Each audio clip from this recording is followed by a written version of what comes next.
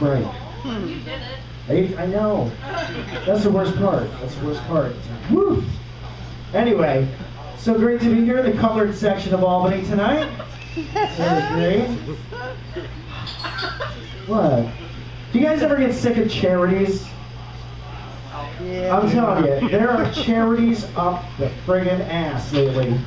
And there's the cancer ball, the AIDS ball, the hepatitis ball. My God. Even Russ Davenant's chin hasn't seen that many balls. Oh my God. Russ is one of our comics tonight. He's the one that looks like B. Arthur and Big Bird had a baby.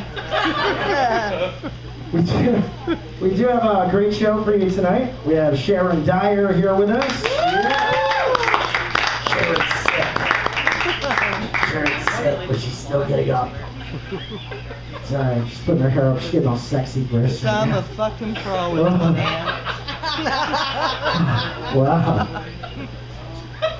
So, we're just going to start the show. I'm not going to be funny at first. I'm going to wait to be funny. But we do have Sharon Dyer once again. We have Russ Davenant. We have Mr. Joe Dragon with us tonight. And we have making his debut at the Comedy Lounge, Mike Cardone. All of these comedians tonight were the Capital Region's last comic standing. None of them won. We got them cheap here. But let's just get things started right now. Is our hair done? You need some more time? Yeah, that's right, I'm stalling. Cool. Yeah. Sure? Oh, I got all kinds of props. All right. Bring your props up. Give a warm welcome, everyone, to Sharon Dyer.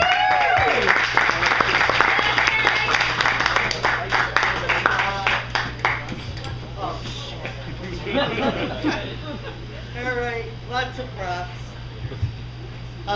Let me get right into it. I was thinking today, oh God, that fucking mirror's gotta go.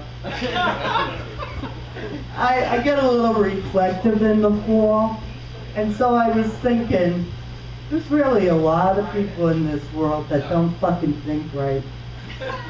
I'm one of them.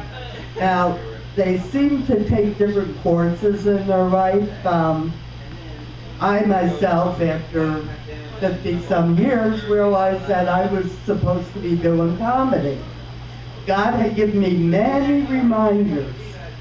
He had just about hit me over the head with a brick, saying, what the fuck else are you going to do with your life but stand up?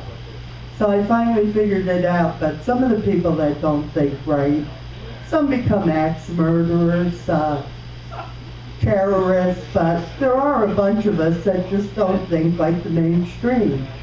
Now, I was trying to remember, I've always felt like the square peg in the round hole, and the first time I was aware of that, I'm sorry, I'm breathless, and not in a good way. First time I was aware of that was in grade school, when the teacher was telling us a story about George Washington. And when she got to the part of, she was telling this horrible story about frostbite and crossing the river, the icy river. And then somehow she mentioned that he had wooden teeth. Well, from then on, I got this smile on my face. All I could fucking think of is, I wonder if he went down on Martha. And I wonder if she got splinters. And I look around the room, nobody else is laughing. I'm the only one laughing. So that was, and of course she said, Sharon, would you like to share with us what you think is funny? And I said, no, I don't think so, because obviously nobody else gets it. But that was the first time I was aware that my thinking isn't right. And then there was, you may notice I don't have any earrings on. My mother never had my ears pierced as a child because she thought it was kind of barbarian. So as the years went on, I started to see a pattern that everywhere I have a hole, I have trouble. So I thought I was actually being very clever when I made the conscious decision not to get my ears pierced. For instance, right now, sinus cavity, my mouth has always gotten me in trouble, and I'm on an antibiotic now, so you know what that's going to do. Oh yeah, I'm going to get the crotch rot and the shit. I love it when, so I call it a disease that has yet to been labeled or diagnosed, orthocytis. I hope none of you suffer from it. These young people are scared shitless. Then there was, I don't know, and I know none of you will remember this, a book written years ago, you're all too young, called Passages by Gillie. And it was, she wrote about the natural stages in a person's life and what you experience when you go through them. Well, I never experienced the fucking thing quite the way she described it. So I thought of writing a challenging book called Blockages. Because that's, at every crossroads, I felt a little blocked. Another time I was painfully aware of not thinking right is when I finally got pregnant for my one and only child. And I was happy at first because I was told I couldn't have a child. Well, don't fucking tell me I can't have some, because then I gotta have it. And my husband and I signed up for Lamaze classes, and somewhere before the first class started, the reality hit me. Oh my fucking God, there's a living, growing baby in there. It's gonna weigh at least 6 pounds or more, and it's gotta come out that little hole. So I was a little panicky, but they went around the room like they do at these things, which I don't know, does anybody else hate that shit?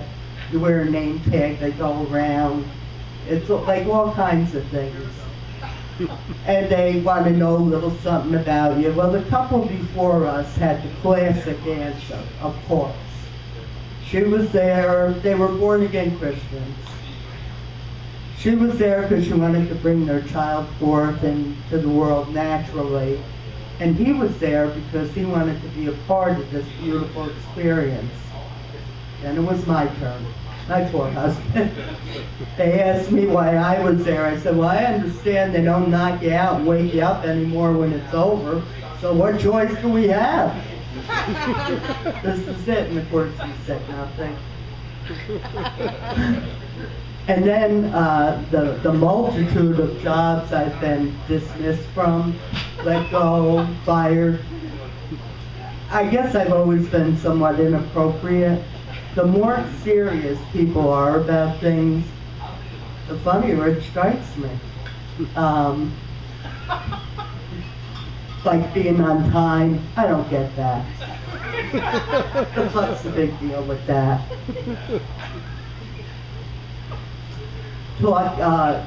Just talking at your break, things like that, you know, not going around the office, entertaining everybody. I thought we were a team. I thought everybody should do what they're best at. I don't know, I'm not doing so good tonight. I can fucking hardly breathe. What other stories? Then there was, when I did actually have the child, obviously I had no more. I called him the poster boy for Planned Parenthood. And people might think, I mean, I'm angry at him a lot of the times, and people probably think, well, it's because he's gay. I don't give a fuck what sexual preference he has. He's annoying, is what he is. Everything about him, he had moved out for a while to be with somebody he was supposedly in love with, and that didn't work out. And then he came back for a while, I think, and then got an apartment with friends, and now he's back again. Let me just tell you one thing about him. I thought there might be a few bonuses in having a gay son. Like the house might be neat, or even his fucking room. He leaves a trail everywhere he's been, and I can remember telling him years ago, you're a disgrace to the gays. At any given time, I could call the police and have say somebody's been in here and ransacked the place. And then fashion tips. He gives me those as I'm heading out the door when I have no alternative. I said, well, you know, Adam, this is it. If you told me a few days ago this wasn't a good choice, maybe I could have done something. He's a piece of work. I think, what else is going? Well, at the moment I'm unemployed. I usually am. And now I've applied for disability.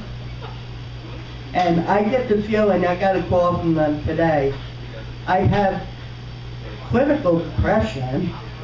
I have out of control diabetes for years. I had neuropathy. I told them I had the beginning of COPD because I smoked. And apparently that's not fucking enough. They want me to go see their doctor again, see it, and they want me to take a breathing test. Picture that. I should go this week. I don't know. I don't know what I'll do if I'm turned down, because who the fuck's gonna hire me? Maybe children's parties I could do. I'm such a, I love the little ones so much, they're mine. Trying to think what else. I just tell stories of how horrible my life is, basically. And I've always felt inappropriate. Now, my husband's mother, I've always felt that she kind of doesn't really approve of me. Well, for one thing, English isn't her language, it's Spanish. So she doesn't get a lot of what I say. But I said to my friends, I don't think my mother-in-law likes me. So one of my friends saw her and I interacting, and she said, well, I think she sits in quiet disapproval of you. And I said, just so long as the bitch stays quiet about it. Fine with me. And then, but the funny thing is, she's getting up in years now. And you know how usually you only have one chance to make a first impression? I think she fucking forgot what I'm all about. And it's like now she kind of likes me because she kind of forgot that she didn't. I had to take her to it is funny to watch the two of us together.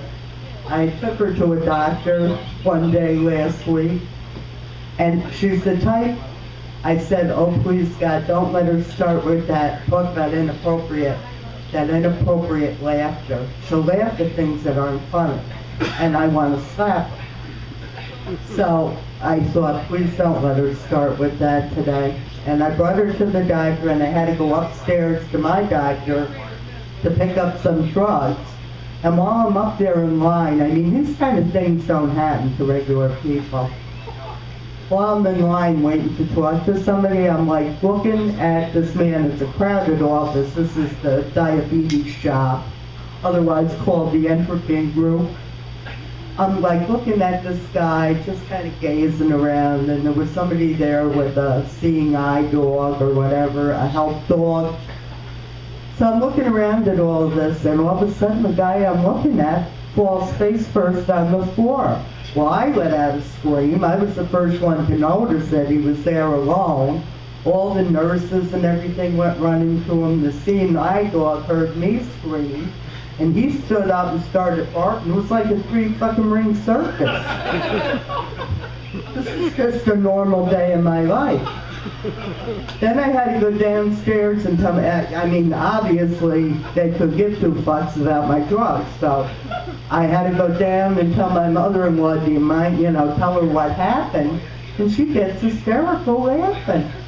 I said, well, I don't think that's funny, because he could be dead. I don't know what the fuck happened to him. They put him on a stretcher or something and took him away. But she's all, Sharon, you're so funny. And she calls me Shadow. Shadow, you're so funny. Oh, he probably thinks you're so beautiful, he passed out. Yeah, I'm sure that was it. Got the language barrier, but apparently Sarcasm is universal. Fucking bitch. And then she has a friend from Spain too. They actually did come over here in the fucking boat. She has a friend from Spain who had only seen me once at our wedding. And by some miracle, it was what I call the thin for a day phase. We had gone to Weight Watchers. I must have been, you know, like, I don't know, I hate to think that I was a giddy fucking bride, but maybe I was. And I lost the weight, but it only lasted about a day, maybe a week. So maybe 6, 7 years later, this same woman is over at my mother-in-law's house, and I walk in. She doesn't even say hello. She says, "Oh, you're fat." Like in that, and I, you know, what I wanted to do was say, "Oh my God, when did that happen?" You know, what the fuck? I don't know. I hope nobody would be offended, but this is too funny not to share. When his family gets together for a picnic, I call it a spicnic. Well, they don't serve hamburgers and hot dogs. It's not like an American picnic. They have paella or something like that. Of course, I'm the only odd one in that group too. His other brother is married to a nice Italian girl. You know, they're all homespun kind of people. And then there's fucking me. You notice they never come to any of my comedy. And I told them, you either come to the show or you will be the show. And tonight is the first time I'm making them the show. I'm telling you, they're whack jobs. And the funny thing is, I come from a long line of crazy people, and we made no attempt to hide it. And I was drawn to my husband because I thought, he's so normal, and his family is so nice. Man, was I fucked. They're just really good at hiding it. Let's see, what other events in my life? My life just flows. It really does. And I really have too much time on my hands. Can I share with you what I observed? I don't think I even told my husband yet.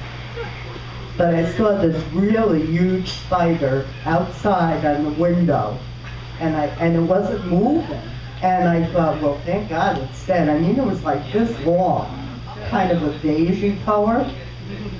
And I thought, well, it's dead. I'm not going to disturb it, you know, let it lie where it lies. Then I noticed after a couple of days it was gone, but it had left this very intricate web behind.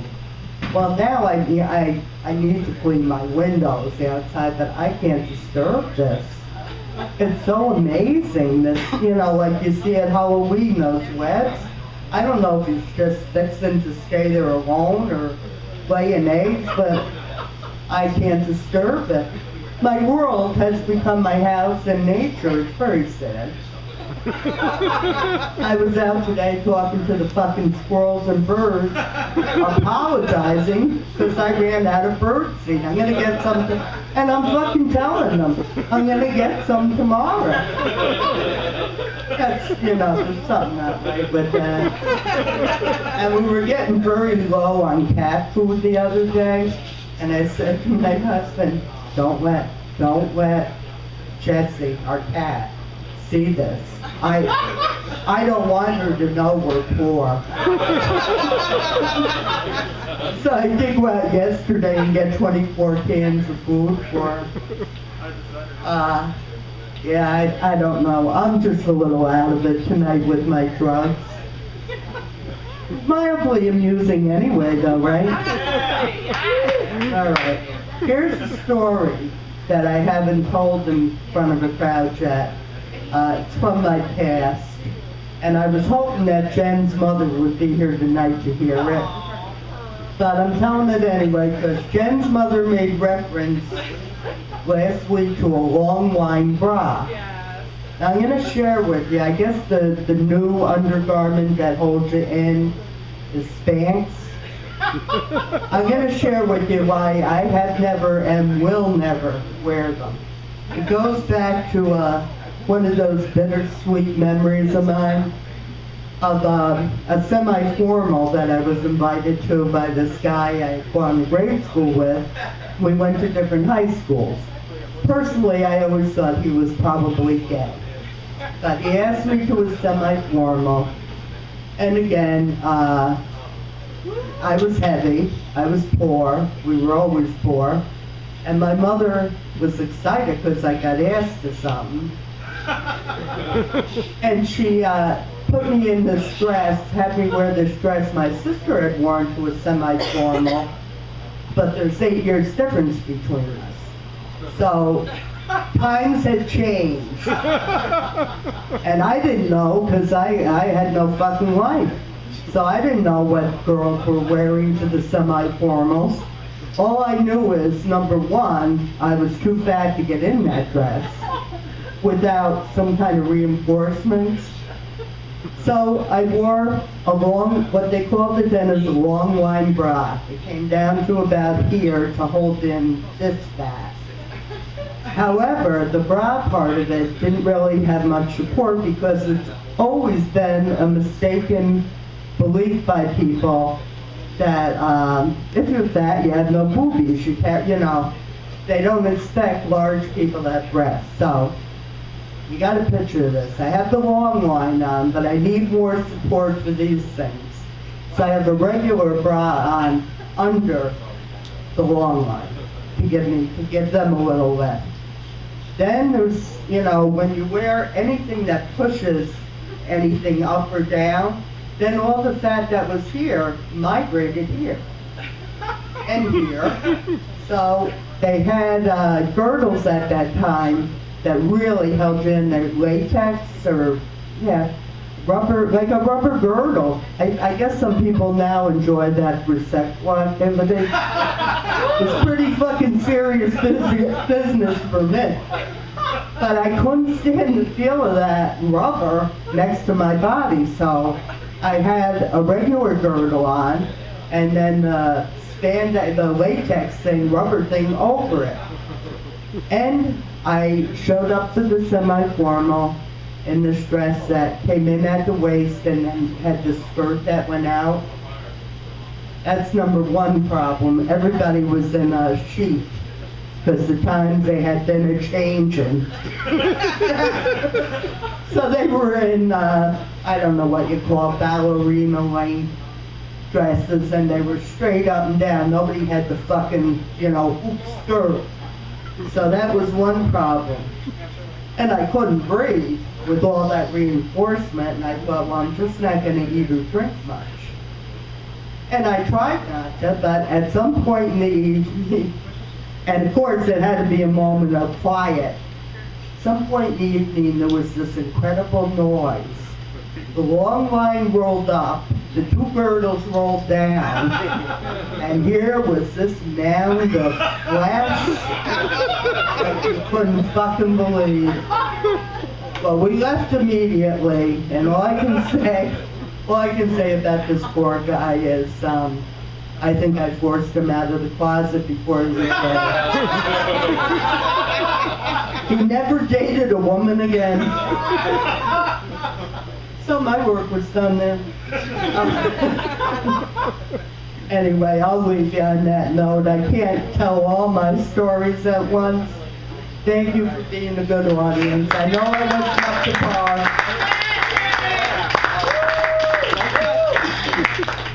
Okay, there'll be a moment while I disinfect. Really, I don't want anybody to get this. No, this is awful. Oh, careful. Sure, I won't feel like Oh, you're fine.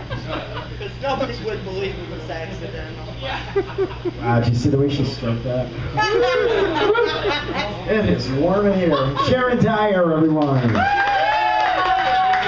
Sharon talked about spiders. I had a spider on the door to my house for about a week, and this spider would crawl up into the corner at night and then be out during the day. I was scared to death of spiders, and this is one of those spiders too with the ghetto booty. You know what I mean? It's not just a regular spider. It's got that big thing in the back, that big ass. Oh, I hate those spiders. It scared the shit out of me. I went in one day. I came out the door, and the spider is hanging there. I screamed like a little girl. And my neighbor goes, "Jesus Christ, Shawn, I thought you were out there getting raped." I said, "No, those would be moans." I find it kind of ironic Chris Brown just came out with a song, "You Look Better with the Lights Off." Well, of course she does. You gave her a fucking black eye. Oh, I'm not the bad guy here, folks. I'm not the bad guy. You know what my biggest fear in life is now? It's not dying a slow death. It's not even dying. It's being one of those people of Walmart.com. Holy shit. I cannot go to Walmart now. If somebody's holding their cell phone up, I gotta be like, is it their camera? Are they taking a picture of me? I can't fucking go to Walmart now without wearing a three-piece suit. I mean, it's ridiculous. And I get home, the first thing I do is go on my computer. Please don't be there. Please don't be there. Oh God, don't be there. It is awful. The Walmart. Yeah, try it. Go look at it. And you know, they say tourism is down in the U.S. It's not the fucking terrorists. People in other countries think we all look like that. They're scared. They're scared to death to come over now. Holy shit. Going over there. I try to be politically correct, and it's kind of ironic too, because I think, thank God we're in the times we are right now. How much of a bitch would have been saying, you know, being politically correct back in the day, and saying, you know, African American and white TV. It just doesn't flow. Think about it, you get it? You get it? No, I make an idiot of myself a lot, I really do. I don't need any help, so that's why I hate my phone. My fucking phone is no help today. I swear my spell check went to Troy High. It just puts in whatever words it wants. I'll spell something correct, it changes it.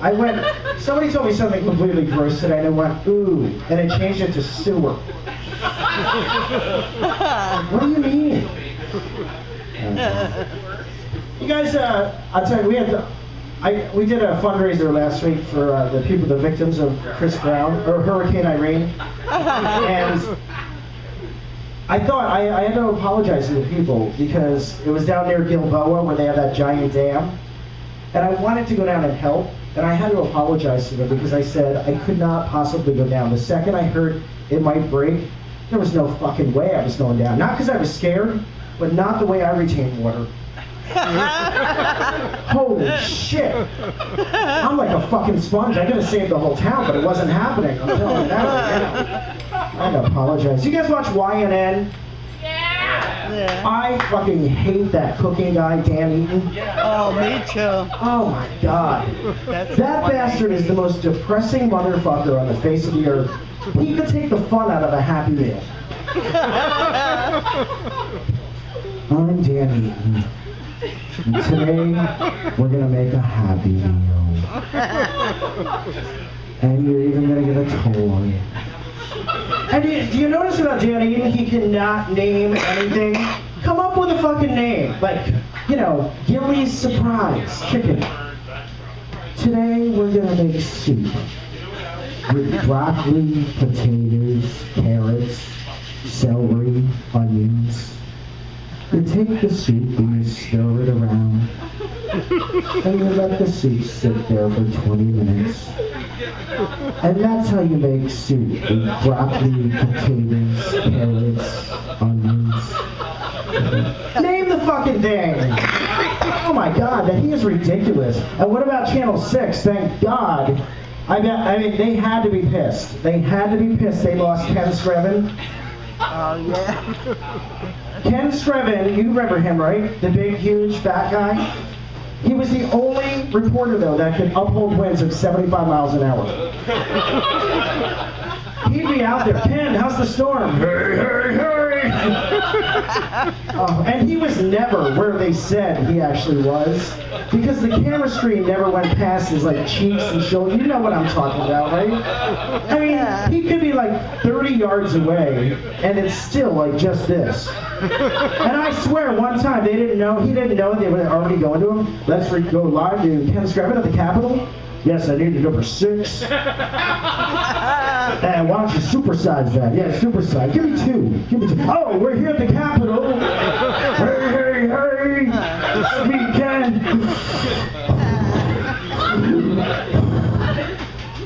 Give me a minute. I'll be able to say a couple other words. But no, I'm telling you, he would have been perfect during the last storm. I mean, Kumi Tucker would have been flying by. Ah! There goes Liz Bishop. Ken doesn't move. Hey, hey, hey. Oh my God. They passed a law that says camp counselors now have to report child abuse. What the fuck were they doing before? I'm going to give you guys a tour of our camp facility now. All right. This is our playground. We're walking. This is our arts and crafts section over here where they make our macaroni and little paints. We're walking. There's our pool over here. And we're walking. Oh, look, there's little Timmy getting fucked in the ass. And we're walking. We're walking. I don't get people. I just don't get people. Anybody single here tonight? Anybody single? Well, that's no fucking surprise. Oh, shut up. Are you serious right now? I'm kidding. Don't you get pissed off, though, when you're single and you see somebody really fucking hideous with a boyfriend or a girlfriend? Yeah. Doesn't it really annoy the shit out of you? Yeah. Like, and I mean, I'm no looker. No, it's true. But, I'm like, why the fuck does he have a boyfriend? Why does she out there have a boyfriend? What's going on? Why am I single? Now, I thought I was average looking, and then my last ex dumped me, said, oh, I'm really tired of being accused of being into bestiality. I understand. I'll leave you on a sympathy note. We're going to bring up our next comedian right now. I feel sorry for the Don't Just Send Cash. We're going to bring our next comedian up to the stage. He was one of our, well, they were all in it. Capital Region's last comic standing. He made it to the finals. Give it up for Joe Dragon.